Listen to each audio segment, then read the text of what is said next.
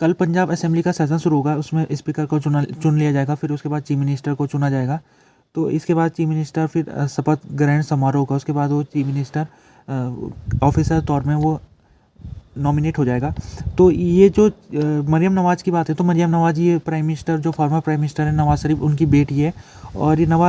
अगर ये मरियम नवाज़ अगर चीफ मिनिस्टर बन जाती है तो पंजाब की पहली महिला चीफ मिनिस्टर होगी है। सिराजुल हक ये जमात इस्लामी के अमीर है और इन्होंने आज के दिन बयान जारी किया जिसमें इन्होंने ये कहा है कि पाकिस्तान में इस समय 2 फैमिलीज़ को ज़बरदस्ती थोपा जा रहा है, एक नवाज़ शरीफ की फैमिली और दूसरी भुट्टो फैमिली। तो ये आरोप है इनका कि ये जो 2 फैमिलीज़ है इनके जो बच्चे हैं उनको बढ़ाया जा रहा है आगे और इनको ज़बरदस्ती इलेक्शन में इनको जिताया भी गया था।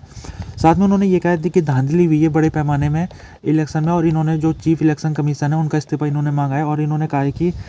इसका जांच होनी चाहिए और एक कमीशन बैठनी चाहिए जो कि इलेक्शन में फ्रॉड की पूरी इंक्वायरी करे। और साथ में इन्होंने कहा कि जो काउंटिंग है उसे दोबारा होना चाहिए और जब तक ये जो रिगिंग है रिगिंग को सही नहीं किया जाता, जब तक उस रिगिंग में जो धांधली हुई है, जब तक उस धांधली के तहत जो इलेक्शन रिजल्ट आया उस इलेक्शन रिजल्ट को ओवरटर्न नहीं किया जाता, तब तक जो जमात इस्लामी है वो प्रोटेस्ट करती रहेगी विभिन्न भागों में। अभी जो पाकिस्तान में पिछले 5 दिनों से कई जगहों में जो एक्स है जिसको पहले ट्विटर के नाम से जाना जाता था उसकी जो सर्विसेज है वो ब्लॉक हो रखी है और इसको लेकर काफ़ी सवाल उठ रहा है क्योंकि ये जो एक्स है इतने लंबे समय से ब्लॉक क्यों है। और इसको लेकर आज सिंध हाई कोर्ट के चीफ जस्टिस अकील अहमद अब्बासी इनके पास मामला गया था और इन्होंने इसमें सुनवाई की और इन्होंने इस बात में दुख जताया कि जो जुडिशरी है उसकी बात नहीं मानी जाती है क्योंकि जो जुडिशरी है उसने कई बयान और कई जजमेंट उसने जारी किए थे पिछले कुछ दिनों में जिसमें उन्होंने कहा था कि जो सोशल मीडिया उसको बंद नहीं करना चाहिए बिना वजह से, क्योंकि इस समय जो सिक्योरिटी कंसर्न भी इतना ज़्यादा नहीं है जो जिसका सहायता लेकर सोशल मीडिया को बंद किया जाए, ये भी कोई इशू नहीं है। तो फिर सिंध हाई कोर्ट कह रहे कि हमारा जो जजमेंट है, हम जो जजमेंट देते हैं तो उस जजमेंट का जो गवर्नमेंट है वो फॉलो नहीं करती है, ये दुख की बात है। साथ में इन्होंने ये भी कहा है कि जो इलेक्शन है वो क्यों हो रहे हैं समझ में नहीं आ रहा है। जब जो प्राइम मिनिस्टर है, प्रेसिडेंट है, जब उसको मीटिंग द्वारा चुनना है कि जो जैसे कि कल मीटिंग हुई थी जिसमें पीपीपी और पीएमएलएन के जो बड़े बड़े नेता थे उन्होंने आपस में बैठ के चुन लिया था कि कौन प्राइम मिनिस्टर होगा, कौन प्रेसिडेंट होगा। तो इसी के ऊपर ये कह रहे हैं कि जब ये केवल जब पार्टी आपस में बैठ के फैसला लेगी कि कौन प्राइम मिनिस्टर बनेगा, कौन प्रेसिडेंट बनेगा, तो इलेक्शन कराए क्यों जा रहा है? मीटिंग करके बनाना चाहिए हर समय। इलेक्शन क्यों हो रहा है? जब इलेक्शन का जो जजमेंट है, जो इलेक्शन में जब लोग अपना मतदान देते हैं वो अपना फैसला सुनाते हैं, तो उस मतदान का जब तक तस्लीम उस मतदान को नहीं होगा, जब तक गवर्नमेंट उस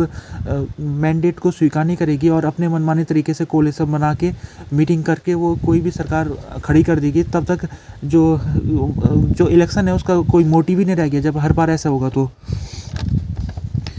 अभी जो इलेक्शन है उसमें धांधली का आरोप लगा हुआ है, तो इसी धांधली के आरोप को लेकर एक व्यक्ति है जो उसने सुप्रीम कोर्ट में पिटीशन डाली थी और पिटीशन में उसने